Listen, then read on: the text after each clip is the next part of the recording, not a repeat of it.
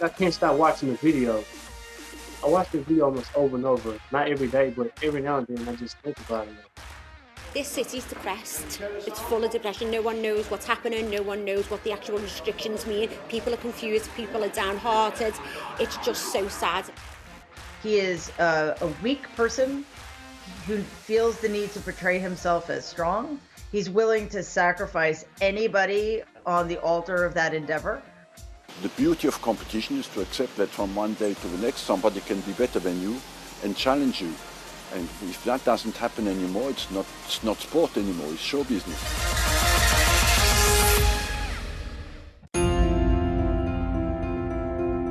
Welcome back. The Health Secretary has defended England's new three-tier lockdown system following claims that ministers ignored advices. And in the last half hour, the Labour leader, Sir Keir Starmer, called instead for a 2 to 3 week circuit breaker, which amounts in essence to a short, sharp national lockdown.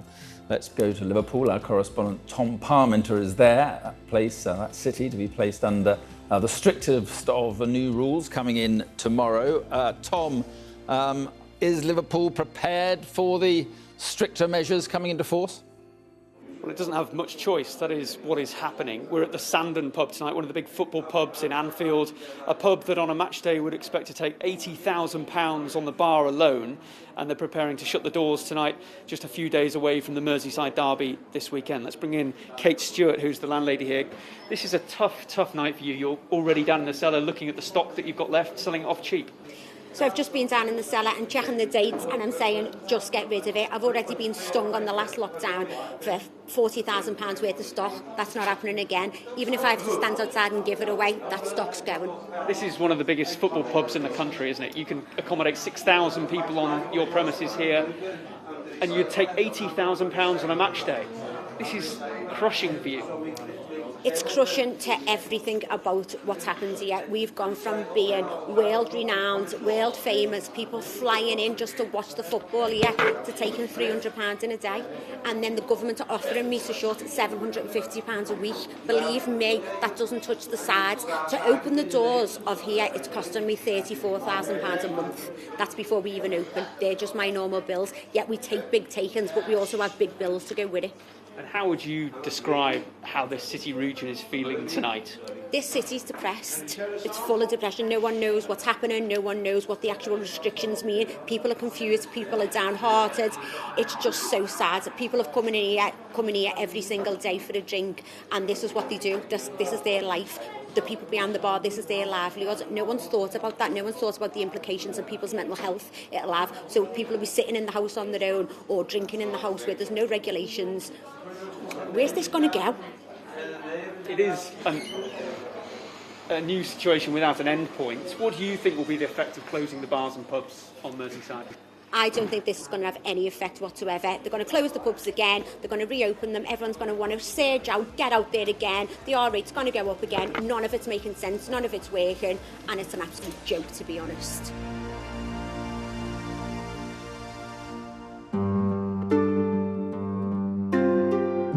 Tonight we have an exclusive interview with George Floyd's son Quincy, who says he can't stop watching the video of his father's final minutes, those 8 minutes and 46 seconds under the knee of a white police officer in Minneapolis in May this year. In a special report, as part of our coverage of Black History Month, we brought Quincy together with Neville Lawrence, whose son Stephen was murdered in a racist attack in London in April 1993. Sky's Noel Phillips has this exclusive interview. I can't stop watching the video. I watch the video almost over and over. Not every day, but every now and then I just think about it. It's the sort of grief Neville Lawrence knows all too well. We've brought the two men together for the first time. When I saw the incident with your dad being kneeling on the floor with that man, kneeling on his neck, and the other officers around standing and watching, tears came out my eyes. Like George Floyd, Stephen Lawrence's racist killing 27 years ago has left an indelible mark in British society. How did you get through the tragedy of what happened to your son? We had to go into counseling. The whole family had to go into counseling and talk about it. Even now, really right now, you know, if I went to a funeral to see somebody being buried, I can't go near. When they're putting the coffin down, I can't go near it because I'm looking and thinking that I'm reburying Stephen again. Amazing grace. I remember watching your dad's funeral on TV and seeing just how emotional and just how raw it was for your family. Can you describe what it was like for you? It's like you see him breathing. My knees just kind of buckled. I kiss him in the forehead and let him know that everything's going to be all right. Your son's going to be here with you. Your family's here with you. You're not going to go out in vain. And when we went to go bury him,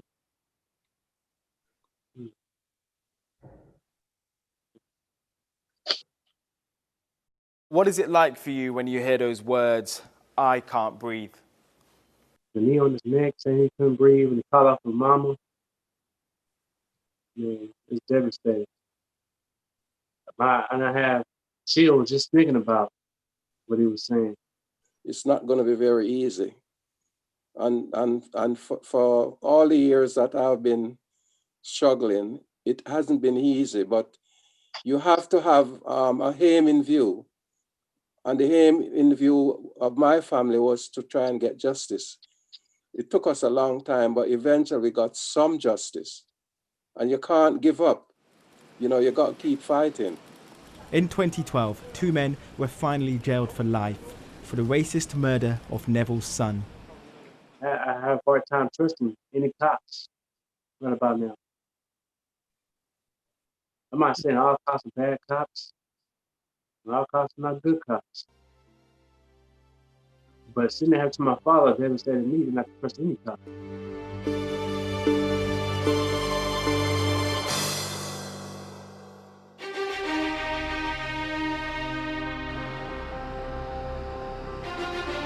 Donald Trump divides opinion even within his own family. Earlier today, I spoke to his niece Mary, who told me his weak character, as she defines it, has put millions of Americans in danger. She's written a book about her uncle, and I started by asking her, given the divisions it's causing within the family, why she did it. I wanted the American voter to have as much information as possible going into the 2020 election, which they clearly didn't have going into 2016. And I hoped anyway that coupled with the evidence of his increasingly cruel, bizarre behavior would help make the case more effectively. It would be a sad commentary on me if I had been hanging on to any bitterness. I wrote the book primarily as an American citizen, not so much as his niece, and certainly not somebody who was looking for revenge. Well, you're now a trained psychologist, a qualified psychologist. As a clinician, say you were someone outside, how would you analyze Donald Trump as a patient? You know, I don't think we need necessarily to know what happened to him at 2.5 to realize that this is somebody who has serious psychological disorders that have never been treated and continue to worsen over time. I think his behavior and his comments just lay bare the essential nature of this man. He is a weak person who feels the need to portray himself as strong. He's willing to sacrifice anybody on the altar of that endeavor.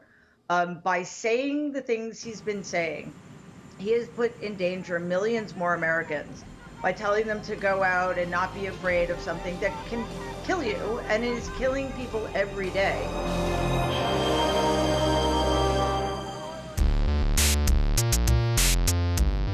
The Villages, a place locals call Disneyland for the elderly. Once reliable elderly voters turning out for his rival. This is Trump territory. You know, we have 600, 700 golf cart parades for Trump. And then 2 weeks later, 100 show up for Biden. And they're doing riding with Biden because they can't do the Trump train. Down the road, though, a very different tune. Who's going to vote for Joe Biden? 1, 2, 3, 4, 5, 6. And how many for Trump? Oh, so Biden has it. You wear your heart on your golf cart here, and sometimes at a cost. You get yelled at, you get cussed at. Why can't you see yourself voting for Trump? I just don't like the man. I don't trust him. He's a bigot, he's a bully, and I don't like bullies.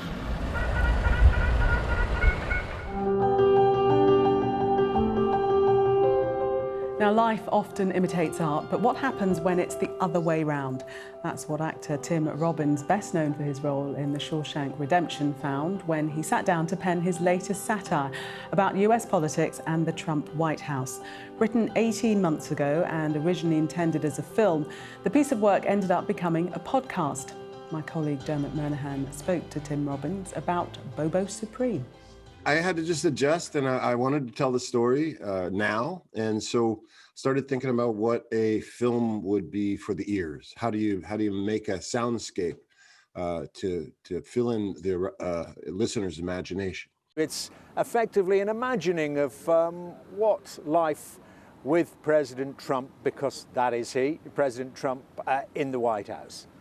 It could be pouring rain on your supporters. I'm not sure that's a good optic. Schmoptic. They're coming. We paid them to come. Make sure they don't leave. I'm making a speech when the polls close. That lawn better be packed with Bobbleists. Here's the thing. When you do satire, it's not a literal representation of what's going on. You have to use your imagination to fill in what the gaps might be. Imagine what it is like to be inside a room where there's no cameras rolling and there's no one to witness the behavior.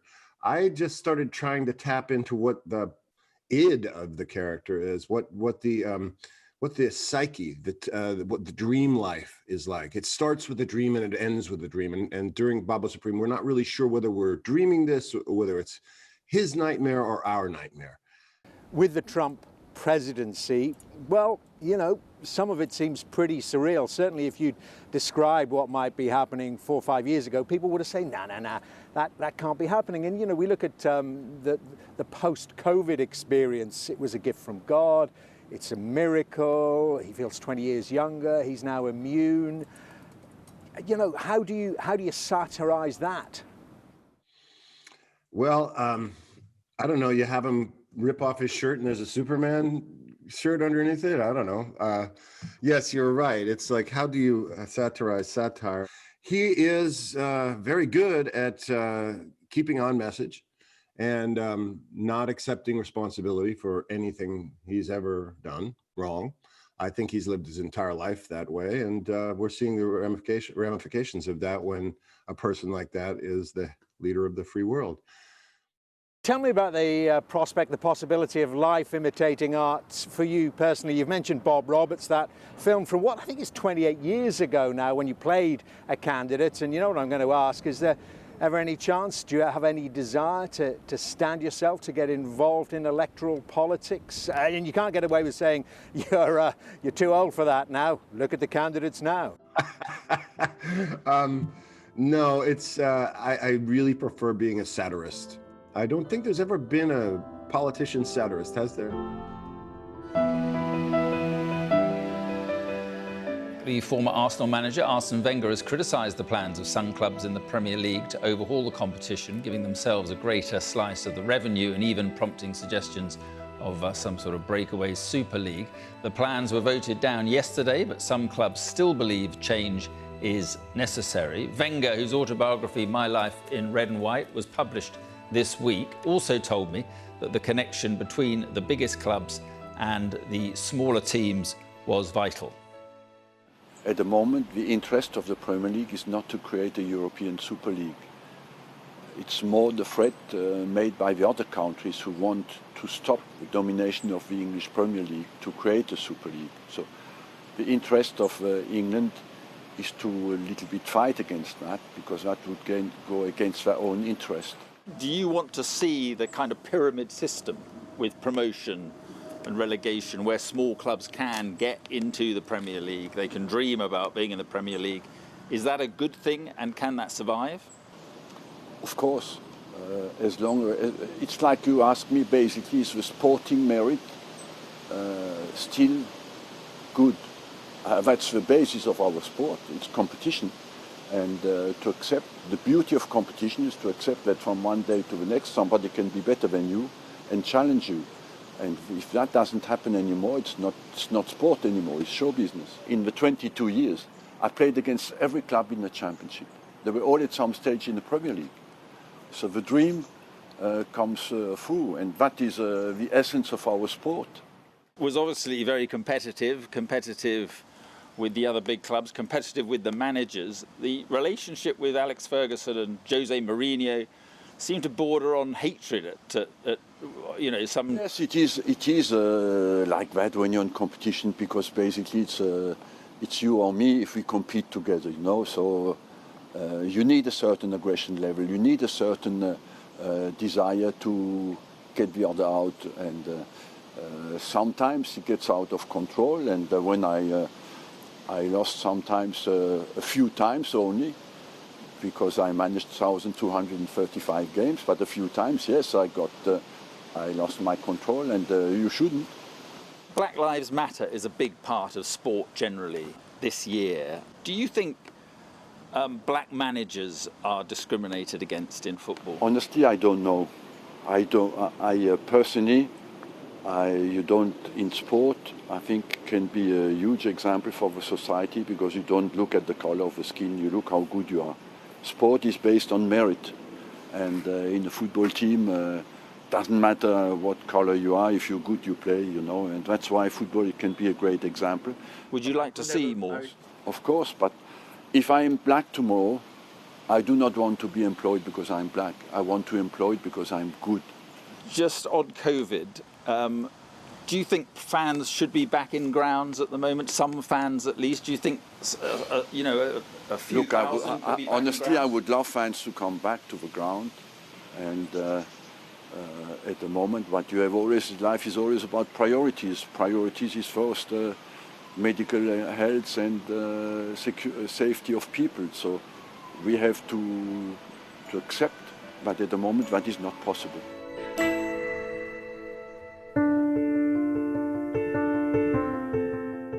The world watched them grow up, and now it seems grow apart. A new book about the inner workings of the royal family is set to shine a light on claims of a rift between Princes William and Harry. Among the insights in Battle of Brothers is the claim that the Queen viewed Prince Harry and Meghan Markle as erratic and impulsive in the lead-up to their exit from royal life.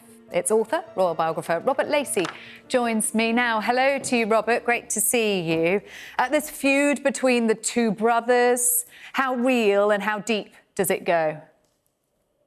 I think it goes pretty deep, and it goes actually back to the years when you were a royal correspondent, but we didn't know then that the patterns that we now see were developing then. Inevitably, Harry had to play the role of the spare to the heir.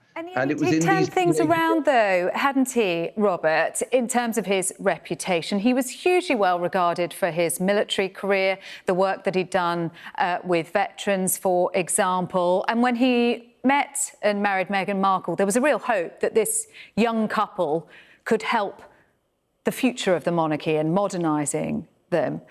And yet it all went wrong. Well, let's hope it's not all gone wrong. Let us hope that, I think there are signs that they remain close. They speak on the phone. I think next year will be the year of challenge. Did she, Meghan, underestimate the power of the institution, that it wasn't willing to bend? And on the other hand, did it underestimate her, that she wasn't willing to be forced to fit into its conventions? You've got it. You've obviously studied the subject, Sarah, because it is both sides. So many people take one side or the other, say it's Meghan was entirely to blame. But as you say, I think with hindsight, it's clear that the palace, when they saw this self-made, successful woman, a celebrity in her own right before she met Harry, a millionaireess in her own right before she met Harry.